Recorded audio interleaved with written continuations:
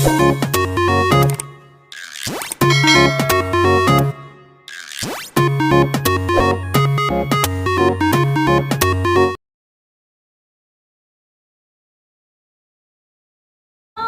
से मंत्र मुग्ध होके कान नाक आँख गला सब बोर्ड पे लगाना है आपको और ध्यान से सुनना है।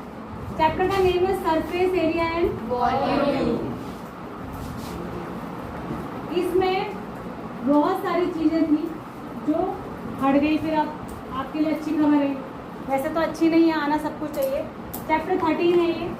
इसमें आने वाली एक्सरसाइज है 13.3, 13.4, 13.7। मतलब आपको इसमें क्या पढ़ना है, देखो इसमें ऐसा था ना, इसमें 8 एक्सरसाइज थी, 4 एक्सरसाइज 4 एक्सरसाइजेज जो थी 13.1, 13.2, 13.3 और 4 ये सरफेस एरिया की थी। फिर 13.5, 13.6, 13.7 और 13.8 ये वॉल्यूम की थी। 13.1 में था surface area of cube and cuboid जो हट गया। 13.2 में था सरफेस एरिया ऑफ सिलेंडर, वो भी हट गया। अब थर्ड में है सरफेस एरिया ऑफ कोन जो आपका है। तो 13.3 में आपका क्या है, सरफेस एरिया ऑफ कोन। सुन लीजिए, पहले समझ लीजिए फिर पढ़ाएंगे। Surface area of cone 13.4, 4 exercise मैंने आपको बताया कि किसकी थी, सरफेस एरिया की, जिसमें से 2 हट गई। 13.4 में है surface area of surface area of sphere. Cone तो लिख दिया मैंने, स्फीयर और हेमिस्फीयर। स्फीयर और हेमिस्फीयर। हेमिस्फीयर किसको कहते हैं, आधे गोले, हाफ स्फीयर, ठीक है।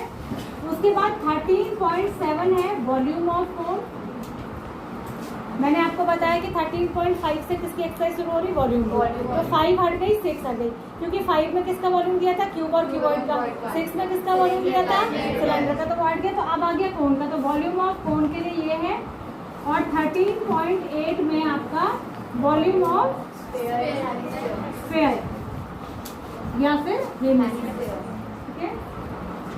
ये है, ये क्लियर हो गया सबको? Yes, sir. अब हम इन चारों को पढ़ेंगे कैसे कैसे आपको करना है। आपको जैसी टेबल में बना रही हूँ सेम देख के घर पे बना लो। यहाँ पर मैं लिखूंगी फिगर या फिर सॉलिड जिसकी मैं बात कर रही हूँ। यहाँ पर उसका आएगा सरफेस एरिया।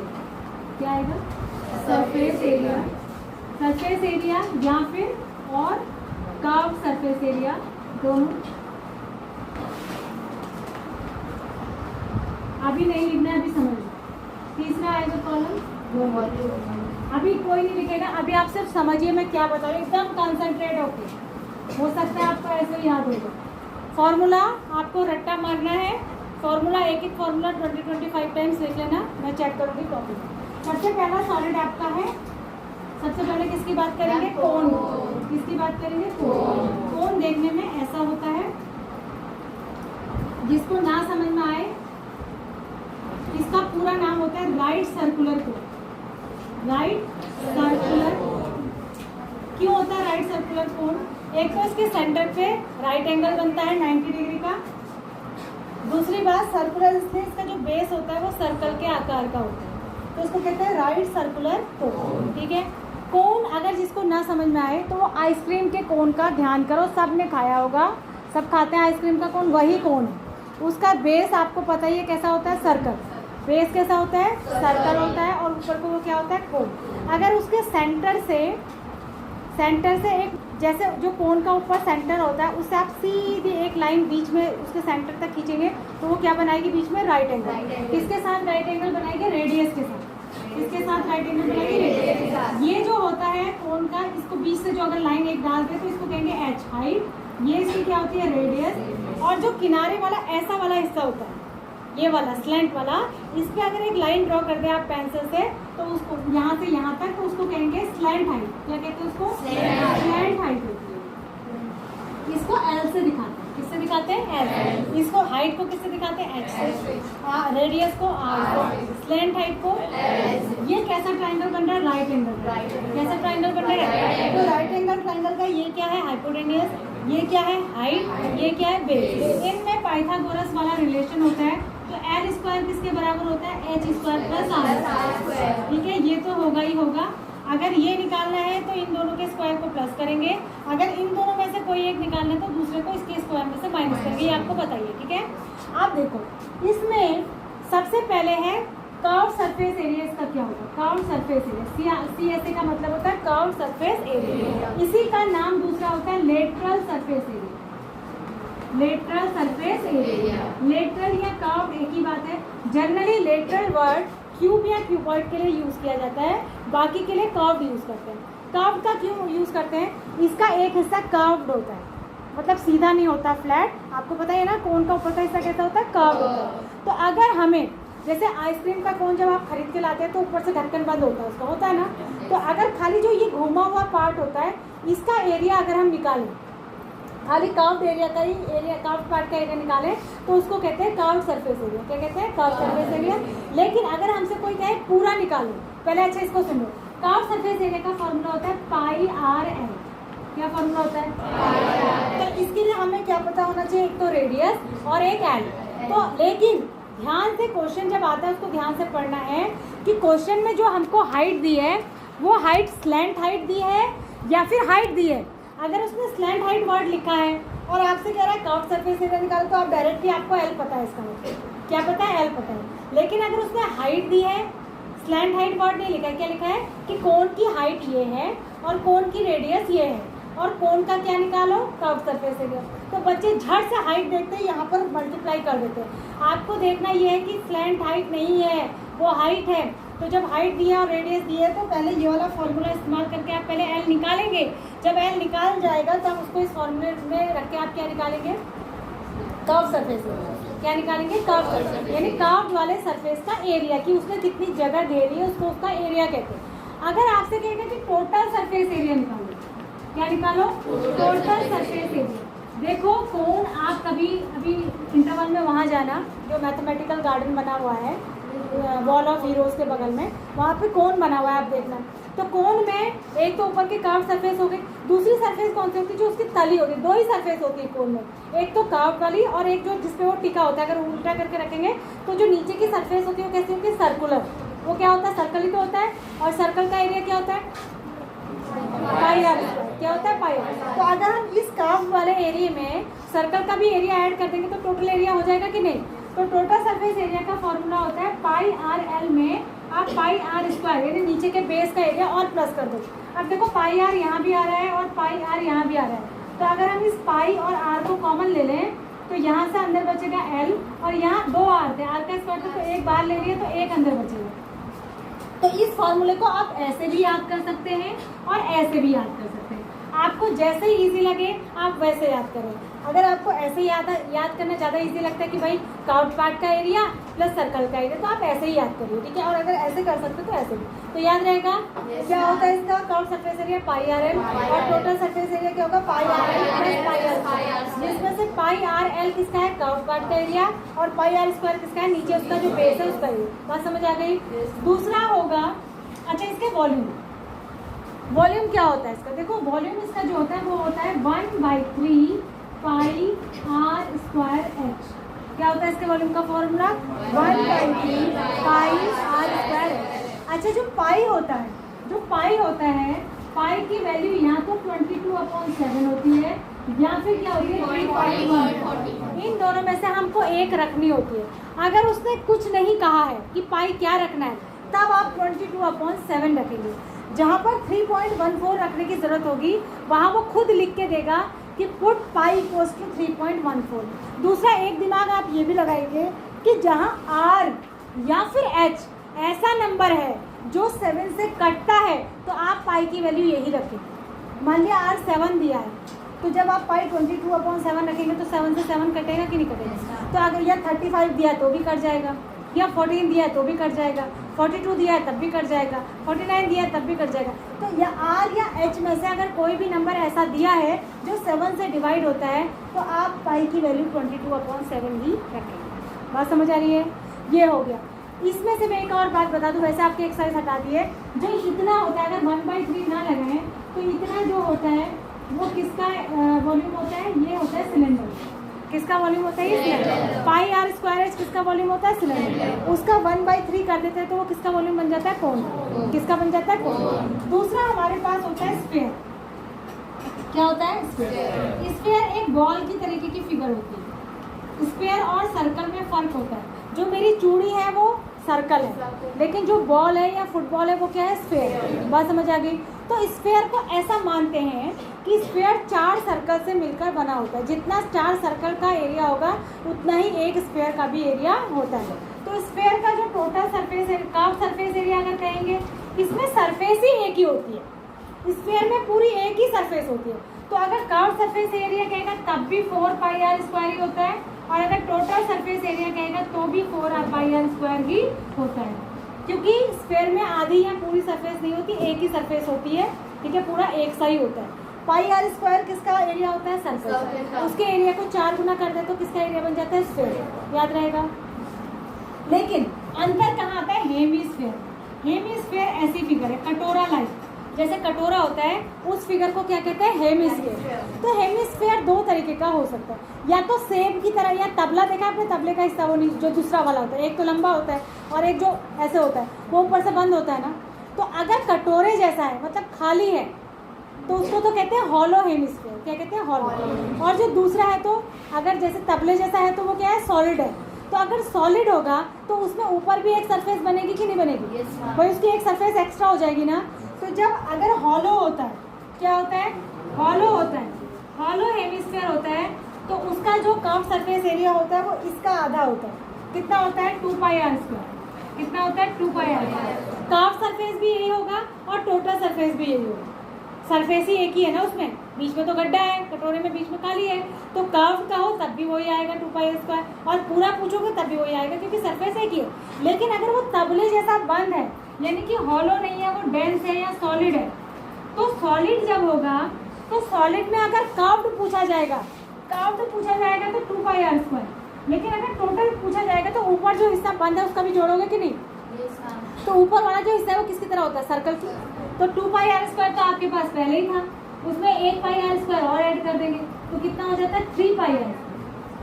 फिर से समझ लीजिए, अगर हेमिस्फीयर यानी आधा गोला अगर हॉलो है, खाली है, तो उसका कर्व सरफेस एरिया भी 2πr² ही होगा। टोटल पूछा जाए तो भी 2πr²। लेकिन अगर वो बंद है, तबले की तरह डेंस है, तो उसका कर्व्ड पूछेगा तो 2πr² होगा। लेकिन अगर टोटल सरफेस एरिया निकालने को कहेगा तो क्या होगा? 3πr। समझ में आ गया? और वॉल्यूम इसका होता है, जो स्फीयर होता है, स्फीयर का वॉल्यूम तो होता है 4/3πr³, और जो हेमिस्फीयर होता है, हेमिस्फीयर का इसका आधा होता है। तो यहाँ 4/3 है तो 2/3 हो जाता है, 2/3πr³। क्या हो जाता है? 2/3πr³। फिर से देख लीजिए, कर्व सरफेस एरिया कोन का क्या होता है? πr। क्या होता है? πr। कर्व का मतलब है सिर्फ मुड़े हुए पार्ट का।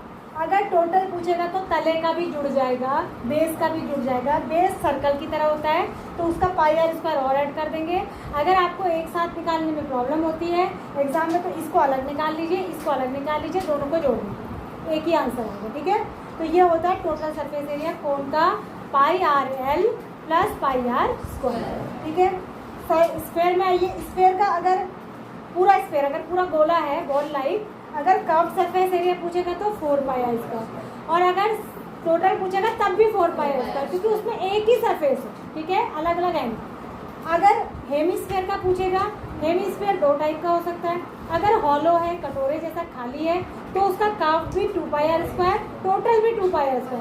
लेकिन अगर डेंस है, यानी भरा हुआ है, तो कर्व तो 2πr² ही होगा, लेकिन टोटल में ऊपर के ढक्कन का भी जोड़ देंगे तो 2πr² + πr² कितना हो जाएगा? 3πr। वॉल्यूम देखो, स्फीयर और देखो वॉल्यूम में और एरिया में क्या फ़र्क होता है? एरिया तो होता है उसका जो शरीर है उसका एरिया निकालना कि वो कितना घेर है, और वॉल्यूम का मतलब होता है उसके अंदर कितनी चीज़ रखी जा सकती है, वो उसका वॉल्यूम है। अगर इस रूम का सरफेस एरिया निकालने को कहूँगी तो आप इस दीवार का निकालेंगे, इस दीवार का निकालेंगे, इसका निकालेंगे, इसका निकालेंगे, छत का निकालेंगे, फ्लोर का निकालेंगे, सबका एरिया जोड़ देंगे, तो वो तो हो गया इसका सरफेस एरिया। अगर वॉल्यूम निकालने को कहूँगी तो आपको ये पता होना चाहिए कि इस कमरे के अंदर कितनी चीज़ आ सकती है, वो इसका वॉल्यूम है, जितनी ये चीज़ रखी जा सकती है इसके लिए। तो उसका फॉर्मूला क्या होता है? Length into breadth into height, होता था नहीं? तो वो चीज़ है। जो 2D फिगर होती है, जैसे ये बोर्ड है, ये 2D है, इसका सिर्फ क्या होता है, एरिया होता है, इसका वॉल्यूम नहीं होता, क्योंकि इसका सिर्फ एरिया, इसमें कोई चीज़ रखी थोड़ी जा सकती है। लेकिन जो 3D फिगर होती हैं, जैसे कि ये रूम है, बॉल है, बाल्टी है, कोन है, सिलेंडर है, तो इनका क्या होता है, इनका शरीर भी है, जिसका आप एरिया निकालते हैं वो इनका सरफेस एरिया है, और इनके अंदर जो चीज़ भरी जा सकती है वो इनका क्या है, वॉल्यूम। तो ऐसे ही कोन है, कोन के अंदर आइसक्रीम आती है कि नहीं आती है? अगर आपसे पूछा जाए एक कोन है, उसकी हाइट ये है, उसकी स्लैंट हाइट ये है, उसकी रेडियस ये है, आप बताओ इसके अंदर कितनी आइसक्रीम आ सकती है? तो उसके लिए आपको उसको क्या निकालना पड़ेगा, वॉल्यूम। वॉल्यूम का फॉर्मूला क्या होता है, 1/3 पाई r स्क्वायर h। इसके लिए आपको क्या पता होना चाहिए, r और h। यहाँ पर आपको l की ज़रूरत नहीं है, स्लैंट हाइट की ज़रूरत यहाँ पे नहीं होती है। अगर स्लैंट हाइट दी है और वॉल्यूम निकालने को कह रहा है और रेडियस दिया है, तो पहले आपको क्या निकालना पड़ेगा, h। क्या निकालना पड़ेगा, h निकालने के लिए आपको l स्क्वायर में से r स्क्वायर क्या करना पड़ेगा, माइनस, फिर जो बचेगा उसका स्क्वायर रूट निकालना। इसी तरीके से अगर स्फेयर है और स्फेयर अंदर से खाली है, जैसे कई बार क्वेश्चन बनाता है कि एक पानी की टंकी है, वो बॉल के आकार की, तो बताओ उसके अंदर कितना पानी आ सकता है, तो आपको उसका क्या निकालना पड़ेगा, वॉल्यूम। अब क्योंकि वो स्फेयर जैसी है, बॉल जैसी है, तो उसके लिए फॉर्मूला क्या लगेगा, 4/3 पाई r। परसों देखो पढ़ने का क्या फ़ायदा होता है, पाई r क्यूब होता है। वॉल्यूम हमेशा क्यूबिक यूनिट में होता है, एरिया हमेशा स्क्वायर यूनिट में होता है, ध्यान रखिएगा। अब आप कहेंगे मैडम यहाँ तो स्क्वायर है, यहाँ इसमें स्क्वायर है, एक इसकी भी तो पावर है, एक यूनिट इसकी भी आएगी, नहीं आएगी, 2 यूनिट इसकी आएंगी, 1 यूनिट इसकी आएगी, तो मिला के क्यूबिक यूनिट बनेगी। यहाँ पर एक ही चीज़ होती है, यहाँ पर सिर्फ r ही r होता है, स्फेयर की हाइट कुछ नहीं होती, स्फेयर में एक ही चीज़ होती है, रेडियस, तो वही क्यूबिक में आती है। बात समझ में आ रही है? यहाँ पर 2 चीज़ें, तो इसका स्क्वायर आ गया, ये सिंगल आ गया, तो क्यूबिक यूनिट बनेगी। समझ में आ गया? अब इसका फ़ायदा क्या होता है, देखिए परसों यहाँ जो पेंटर आता है ना काम करने के लिए, आजकल भी आ रहे तो बीच में, उन्होंने मुझसे पूछा आप पढ़ते हैं तो उसका क्या फ़ायदा होता है। मैं आपको ये बता रही हूँ, डे टू डे लाइफ में उसका यूज़ हम करते हैं। वो ज़्यादा पढ़े लिखे नहीं थे, मुझसे पूछे मैडम आप मैथ्स पढ़ाती हैं क्या? मैंने कहा हाँ। उस दिन बारिश हो रही थी, जिस दिन आपका वो था स्वच्छता वाला इंस्पेक्शन, तो मैं वहाँ बैठी थी, वो भी बारिश की वजह से अंदर उसी रूम में रुके हुए थे। वो बोले मैडम जब मैं किसी ऐसी जगह पे पेंट करता हूँ जो सर्कल, ये ट्रायंगल के आकार की, ये सर्कल के आकार की होती है, तो उनको पैसे स्क्वायर फुट के हिसाब से बताने होते हैं ना, कि उन्होंने कितने स्क्वायर फुट पर पेंट किया। तो बोले मुझे इसका एरिया निकालना नहीं आता और मुझे उसमें पैसे का नुकसान होता है कि उसको कैसे निकालते हैं। या अगर मैं किसी ऐसी छत पे या ऐसी जगह पे पेंट करता हूँ, कोई सीनरी बनाता हूँ, कोई आर्ट बनाता हूँ, तो वो स्क्वायर फीट के हिसाब से पैसा लेना होता है, तो मुझे इसका एरिया निकालना नहीं आता। आप मुझे इसका एरिया निकालना बता देंगे क्या, जिससे कि मैं ठीक पैसा ले पाऊँ? मुझे लोग बेवकूफ़ बना रहे थे। तो मैंने उनको फॉर्मूला बताया कि कैसे ट्रायंगल का एरिया फाइंड आउट करते हैं और कैसे सर्कल का करते हैं। वो एक पेपर पर लिख के मैंने फिगर बना के वो उस पेपर को रख के लगे। तो ये फ़ायदा होता है चीज़ों को सीखने का, कि हम अपनी रोज़मर्रा की ज़िंदगी में भी उसका क्या कर सकते हैं, इस्तेमाल कर सकते हैं। बात समझ आ रही है आपको? ये सब समझ में आ गया? बिल्कुल ऐसा ही चार्ट, बोर्ड पे जगह कम थी, मैंने थोड़ा हौच पौच बनाया है, आप बिल्कुल ऐसा ही बनाएंगे। फिगर को अलग अलग बनाएंगे। सबसे पहले आप इधर फिगर बनाएंगे, ठीक है। मैंने देखो फिगर का नाम और फिगर का मतलब फ़ोटो एक ही जगह बनाया। आप फिगर लिख के पहले उसका फ़ोटो बनाएंगे, आगे उसका नाम लिखेंगे दूसरे कॉलम, ठीक है। और हेमिस्फीयर, स्फीयर को आप इसके नीचे हेमिस्फीयर बनाएंगे। बात समझ आ रही? पहले स्फीयर बना लेंगे, उसके नीचे क्या लिखेंगे, हेमिस्फीयर। हेमिस्फीयर के भी आप 2 पार्ट करेंगे, हॉलो वाला और सॉलिड वाला। फिर हॉलो के लिए भी फॉर्मूला लिखेंगे, सॉलिड वाला। देखो बेटा, किसी भी चीज़ की चाबी मैथमेटिक्स में फॉर्मूला है। अगर हमें फॉर्मूले अच्छे से आते हैं, हमारे दिमाग में कंसेप्ट अच्छे से क्लियर है कि ये क्या होता है, कैसे होता है, इसको कैसे करते हैं, तो एग्ज़ाम में क्वेश्चन हम लगा लेंगे। बात समझ आ रही है? तो ये सारा आपको करना है। और कल मैं चैप्टर को स्टार्ट करूं, इससे पहले ये जितने फार्मूले मैंने आपको बताए 4, 5, 6, 7, ये आपको रट के आने हैं। कल आते ही पहले मैं 10 मिनट फार्मूला पूछूंगी, उसके बाद आपसे क्वेश्चन आप यहाँ मेरे साथ करेंगे। दूसरी बात, आज की डेट में जाके आपको फार्मूले 25 टाइम्स अपनी कॉपी में लिख लेना। चैप्टर स्टार्ट करने से पहले आपको फार्मूला ही लिखना है, मतलब एक्सरसाइज स्टार्ट करने से पहले आपको पहले ये जनरल डिटेल लिखनी है, उसके बाद एक एक फार्मूला 25-25 बार लिखनी है, जिससे कि वो आपको याद हो जाए। उसके बाद हम क्वेश्चन स्टार्ट